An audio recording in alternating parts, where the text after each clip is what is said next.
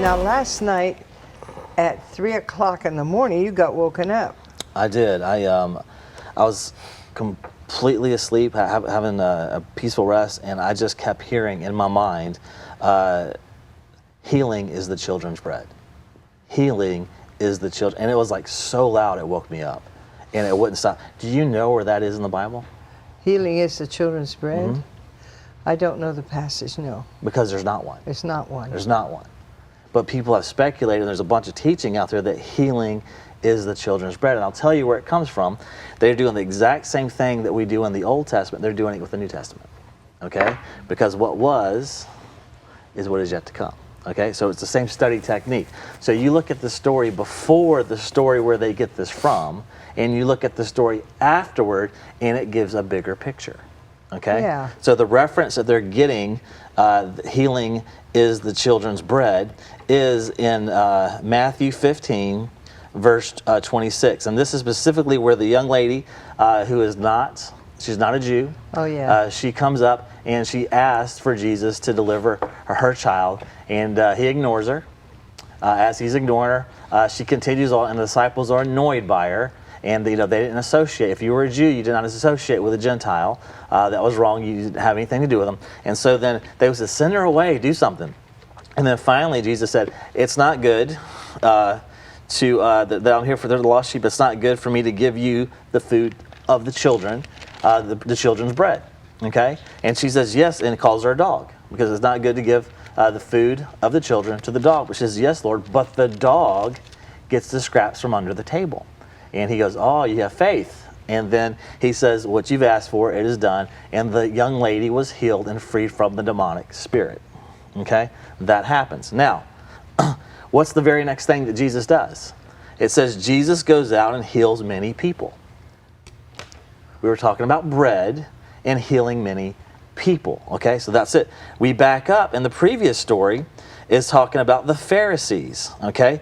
He teaches about what is pure and what is not pure. The Pharisees are complaining that the disciples are not washing their hands. They're not doing the traditional ritual in order to cleanse themselves before they eat. And he goes in and he tells them exactly what Jeremiah says. These people honor me with their lips, but their hearts are far from me. Their worship is a farce. They teach man-made ideas as commands from God. We have churches, we have people out there that are putting their man-made things above what God says we're supposed to do. And then the disciples go, oh, you've offended them now. What are we going to do? And he's explained this parable that you said. And he said, it's not what you put in your body that defiles you, but it's the words that come out of your body. Words. That defile you. What comes out of your body is what defiles you. Now let's just back it up a little bit more. What's the story before this? Okay? The story before this is Jesus feeds 5,000, then walks on the water. What did Jesus feed the people? He fed them, how many is it? 5 loaves and 2 fish, or 2 loaves? It's 5 loaves and 2 fish. Okay, so let's look at this. What is Jesus called? The bread of what? The bread of life. Bread of He life. is the bread of life. So we have Jesus feeding the people the bread of life. What are the other thing he fed them? He fed them fish. Where do fish come from? The water. Every time water shows up in the Bible, we know it represents Holy Spirit. Holy Spirit. So Holy Spirit is the meat that we have, and Jesus is the bread of life that's being made and disseminating it through and feeding the 5,000 people. Okay? So now let's go back to the other end of the story. So after the young lady, his daughter is healed, okay? She is healed. Then Jesus heals many, and the next thing he does, he feeds 4,000 people. So, tail ending, beginning of the story, the series of stories, and the end of the story, it's the exact same thing. He feeds 4,000, he feeds 5,000. Wow. Okay? He feeds them with 7 and a few this time. So we have a number, we have a few fish, and we have 7 loaves of bread, and it feeds every single person in this area. Okay?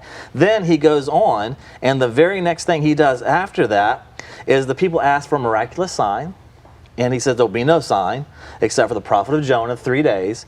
Then he warns of the yeast of the Pharisees and the Sadducees. Again, we're back to our bread reference, yeast and the sin. Yeast always represents sin in the Bible. And then Peter declares that Jesus is God, and he says, upon this rock I'll build my church. And the next story that we have is Jesus predicts his death. Okay? Now, Jesus is the bread of life. Do you know how bread is made? You have to let it rise. You have to. No, we got to go all the way to the beginning. We have wheat. Oh, wheat comes up. Yeah. When wheat comes up, it has to be chopped down. Okay? And it's left to die. Wheat is chopped down, it is left to die, and the only part of it that has any life-giving part, the seed, the kernels, the grain aspect of it, the top tassel part, okay? We let that dry out till it's almost dead and can't come back to life. And then what do we do after that? We put it in, we smash it and destroy it, and then we give it a little bit of life by putting water on it. And then the thing that happens with that is that's where the yeast comes from. It comes in and is born, and these microorganisms come in, and it begins to have life again, and it rises. There's a resurrection.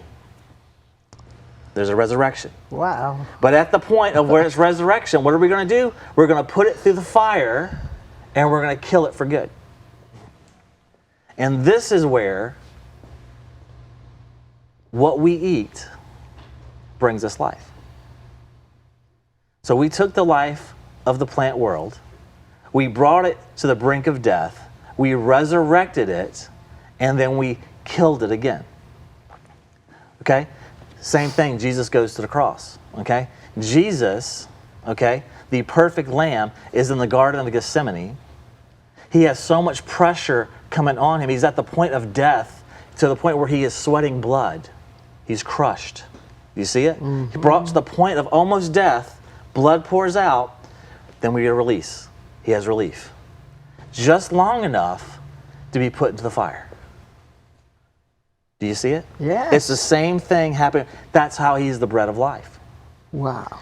And he is the healing. He says through his, by his stripes. beatings, his stripes, everything he was giving, that is where our healing comes from. He is the bread of life.